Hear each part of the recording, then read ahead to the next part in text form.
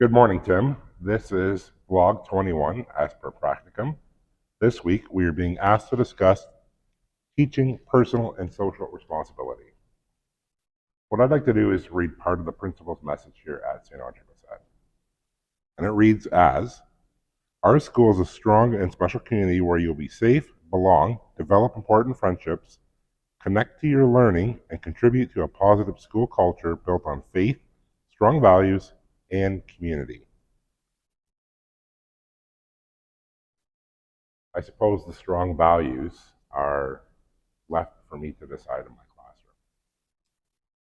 This was a bit of a difficult subject for me, as talking about personal and social responsibility, as I haven't really given much thought to it, aside from what I expected when I stepped into this classroom with the hooligans that I had in place here. Well documented that I've had a lot of behavioral issues, and I've had to work on those and create an environment of accountability and consequence for actions. So when it comes to social responsibility and personal responsibility, I do treat this classroom as its own environment, which is a reflection of the outside world, where you have to demonstrate respect for others, kindness, compassion. You have to take charge of your own development in a sense. I'm here to guide, but I leave it up to students to show initiative, to ask questions, to inquire. Like I said, I talk about consequences for actions. They could be good consequences, bad consequences for actions. And I draw a firm line that I don't waver on. I think it's really important to establish with students some kind of structure. And that's the type of structure that they're going to be facing in the outside world. They need to know that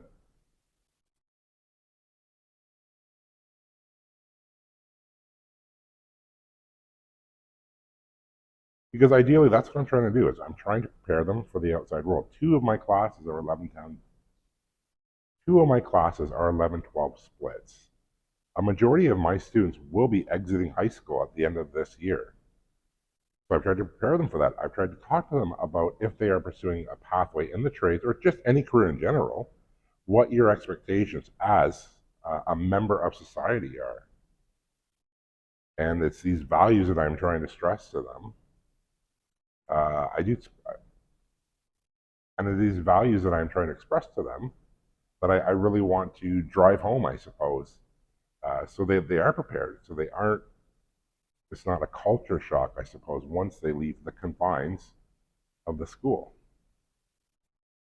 And with that said, there is definitely a lot of probably responsibilities that I'm missing along the way because it's been so chaotic here. But I try to establish myself as a good representative of what to expect and how to conduct yourself. I do. I treat everyone with respect, with kindness.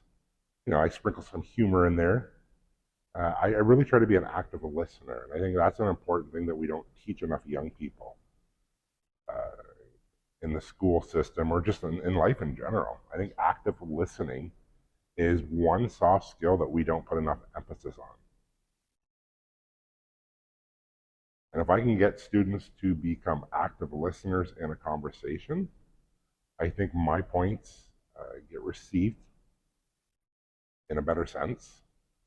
And then it helps them approach how they want to respond in a more articulate way, I suppose.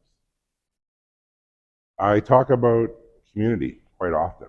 I talk about the amount that I'm involved in my community and what I've gained from those experiences in my community. And how volunteering, for example, has given me much more as a person, has helped complete me as a person, in the sense that I could never give enough of my time based on what I've gotten out of return. It's a wonderful experience, and I'm involved in so many organizations here in London, in my community, and I've tried to make a positive impact. I brought the first BIPOC crosswalk ever to London with one of the groups that I was in. I've marched in Pride several times with the same group. I've been a part of my Optimist Club for many years, and the Optimist Club is a group that serves the youth in the community. I've worked with Salvation Army many times, the Men's Mission, the Abused Women's Shelter, and it's given me it's completed me more than, like I said, it's given me a sense of identity, and it's really helped, I guess, mature me in a way.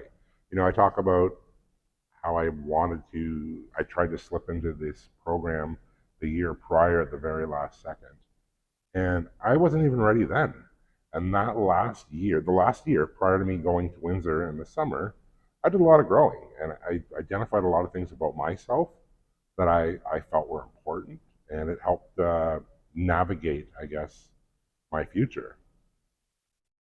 So I can't speak enough to social causes, getting involved in your community, being a leader.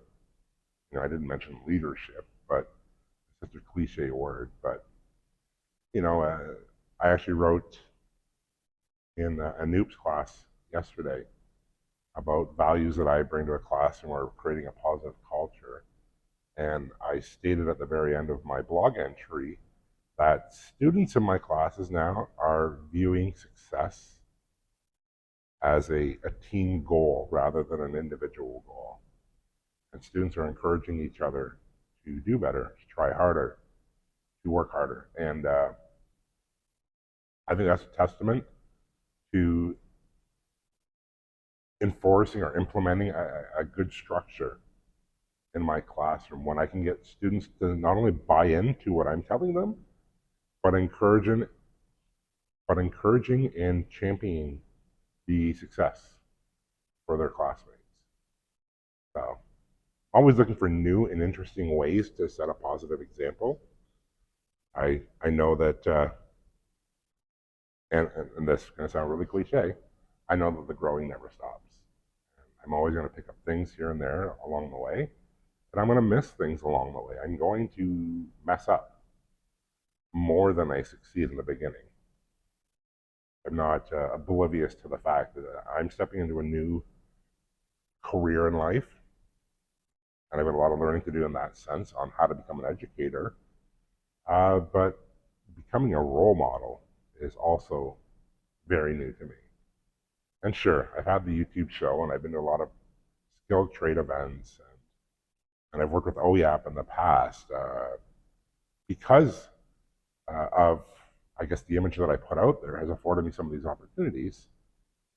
But being in it day to day, being in the moments where I get extremely frustrated with some of my students, really is what is going to define me as a role model, because it is very easy in those situations to choose an alternative path. And by that I mean I could be short tempered, I could throw out an ignorant remark, or I could embarrass a student. And it's let me tell you, Tim, there are moments that I it's like that moment comes to the top of my head as a tradesperson. But I've had to learn to breathe, take a step back, and be very calculated in how I approach situations. So, and I really hope that students leaving this semester miss the environment that I provided for them. It went from pure chaos, disrespect, theft, vandalism, racial slurs, students not completing work from the moment I entered to within 2.5 months, 3 months later, I have students coming into class prepared for work, treating others with respect, treating me with respect. And I can't take all the credit for it by any means. But it's been a work in progress, and it's been a team effort. And I think that's the big thing that I guess I haven't mentioned. That kind of success, that social and personal growth or responsibility, is always a team effort. It's not a one-sided thing. I don't grow if these students don't put me in a position where I can develop, and vice versa. My students don't develop if I don't put them in situations which test their resolve. And all I can do along the way is guide them and encourage them, and like I said, set a good example. So this was a very hard blog to talk about this week. As you can tell, I kind of had a little circle the wagons there with my talking. But that is blog number 21 for Practicum. And I look forward to seeing you in the next blog, Tim.